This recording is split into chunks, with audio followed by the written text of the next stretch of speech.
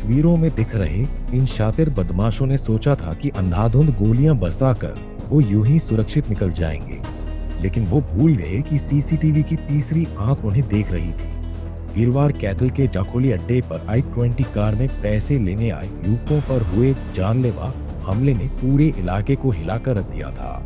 अब पुलिस ने इस वारदात के मुख्य किरदारों को दबोच कर ये साफ कर दिया है कि अपराध का रास्ता सलाखों तक ही जाता है। बता दें कि सीसीटीवी फुटेज और सटीक मुखबिरी के आधार पर एसपी उपासना की टीम ने महज 12 घंटे के अंदर एक नाबालिग समेत 2 आरोपियों को दबोच लिया है। दरअसल घायल अमित और उसका साथी राहुल जब शराब ठेके पर कैश लेने पहुंचे तो उन्हें अंदाजा नहीं था कि कुछ खूंखार बदमाश उनकी ताक में बैठे हैं। आते ही मटौर निवासी संदीप ने अपने साथियों के साथ मिलकर अमित पर ताबड़तोड़ फायरिंग शुरू कर दी। पहली गोली मिस हुई तो दूसरी ड्राइवर सीट पर जा लगी। जान बचाने के लिए अमित अनाज मंडी की तरफ भागा, लेकिन हमलावरों ने उसका पीछा नहीं छोड़ा और उसे गोली मारकर लहूलुहान कर दिया। वारदात के बाद कैथल पुलिस हरकत में आई, जिसके बाद एसपी उपासना ने खुद मोर्चा संभाला और विशेष टीमों का गठन किया। सीसीटीवी खंगालने के बाद पुलिस ने अनाज मंडी के पास से आरोपी कुलदीप और ग्योंग रोड से एक 17 वर्षीय नाबालिग को गिरफ्तार कर लिया। वहीं नाबालिग के कब्जे से वारदात में इस्तेमाल देसी कट्टा और जिंदा कारतूस भी बरामद किए गए हैं। वारदात हुई थी, जो हमारे पास इंफॉर्मेशन मिली थी उसमें जो पीड़ित अमित है उसके ऊपर काफ़ी राउंड फायर किए गए थे, जिसमें से एक गोली उसके हाथ पे लगी थी। उसी क्रम में जो कंप्लेनेंट था उसने एक एफआईआर रजिस्टर कराई थी। उसमें एक संदीप और एक जुनाइल है उसके अगेंस्ट एफआईआर रजिस्टर हुई थी। उसके अलावा 2 अन्य का नाम एफआईआर में दिया गया था।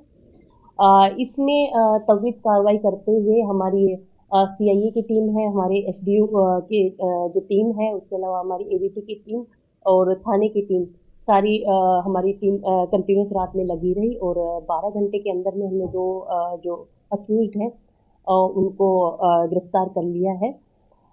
इस कड़ी में जो कार्रवाई करते हुए एक तो जुवेनाइल है उसको हमने काबू किया है और उसके पास से जो वेपन है और उसके अलावा 4 राउंड है वो बरामद किए गए हैं। इसके साथ ही एक कुलदीप है वासी मटोर जो कि हाल सिटी कैथल में रहता है, उसको भी हमने अरेस्ट कर लिया है।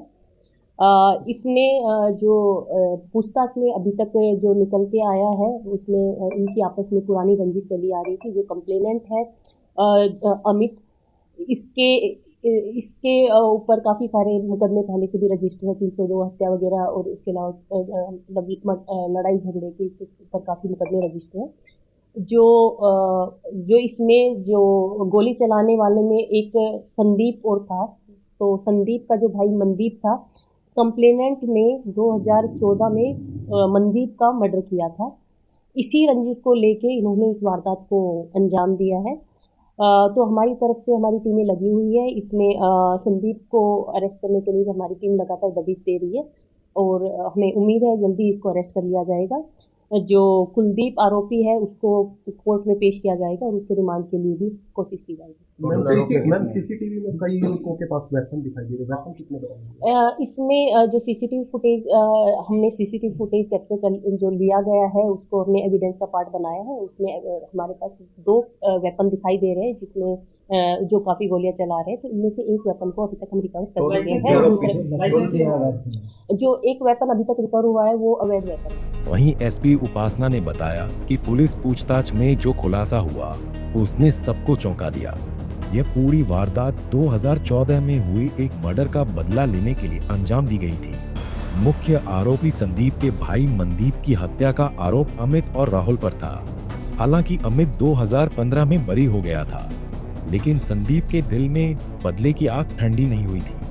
जांच में यह भी सामने आया कि घायल अमित खुद एक शातिर अपराधी है, जिस पर हत्या, चोर, आर्म्स एक्ट और तस्करी जैसे करीब 21 मामले दर्ज हैं। अभी तक जो हमारी प्रीलिमिनरी पूछताछ आई है उसमें यही आया कि 2014 में इसके भाई का मर्डर किया था, तो उसी की रंजिश रखते हुए उन्होंने इस वारदात को अंजाम दिया है। मैडम जैसे अमित है मर्डर किया था, इसमें कोई सजा भी हुई थी या बरी हो गया? जो अमित उस टाइम पे जुवेनाइल था, ये जीआरपी कुरुक्षेत्र में मुकदमा रजिस्टर हुआ था 2015 में, बरी हो गए थे उसमें बरी हो गई। अमित, और इसके साथ इसका साथी राहुल था इसको उस मर्डर में, ये दोनों उस टाइम पे बरी हो गए थे। कितने उम्र के हैं व्यक्ति? इसमें एक जो जुवेनाइल अरेस्ट हुआ है उसकी उम्र 17 है, और जो दूसरा जो कुलदीप है उसकी उम्र 20 है। इस चीज़ को हम एक बार वेरीफाई कर रहे हैं, उनके अगेंस्ट सीसीटीवी में हम डेटा देखेंगे, जो भी जिसके अगेंस्ट कोई मुकदमे होंगे नेक्स्ट हम वारदात से पहले या अभी तक की प्रीलिमिनरी पूछताछ में हमारे पास ये आया है कि रेकी की गई थी इसमें, और उसके बाद इस वारदात को अंजाम दिया गया था। तो रेकी करने वाले जो हैं और किस तरीके से रेकी की गई थी, क्या व्हीकल यूज हुआ था, उसको भी हम कब्जे में लेंगे। प्रयास किया था इस तरह की वारदात को अंजाम देने? अभी तक की पूछताछ में उन्होंने अटेम्प्ट का तो नहीं माना है, लेकिन रेकी के लिए बोला गया कि रेकी की गई थी। मैम जैसे ये कैश कलेक्शन के लिए गए थे, कैश की लूट, तो कोई कैश की कोई लूट की कोई ना तो हमारे पास एफआईआर में ना कंप्लेनेंट में बताया, ना कोई अभी तक ऐसी कुछ इन्फॉर्मेशन आई है। 9 बजे की घटना है, उस टाइम पुलिस कर्मचारी पेट्रोलिंग वगैरह पेट्रोलिंग थी, इसीलिए जैसे ही हमारे पास इंफॉर्मेशन आई थी विदिन 5-7 मिनट्स हमारी सीआईए की टीम से यहाँ पे पहुंच चुकी थी, और हमारे थाने की टीम भी यहाँ पे पहुंच चुकी थी। फिलहाल पुलिस ने 2 आरोपियों को सलाखों के पीछे भेज दिया है, जबकि संदीप और उसके अन्य साथियों की तलाश में छापेमारी जारी है। एसपी उपासना ने साफ कर दिया है कि अपराध की दुनिया में कदम रखने वालों का अंजाम जेल की कोठरी ही होगा। कैथल से जयपाल, रसूलपुर, पंजाब केसरी टीवी। हमसे जुड़े रहने के लिए हमारे YouTube चैनल को सब्सक्राइब करें और नई वीडियो की नोटिफिकेशन के लिए बेल आइकॉन को दबाएं। अगर आप ये वीडियो Facebook पर देख रहे हैं तो लाइक जरूर करें और ज्यादा से ज्यादा शेयर करें। धन्यवाद।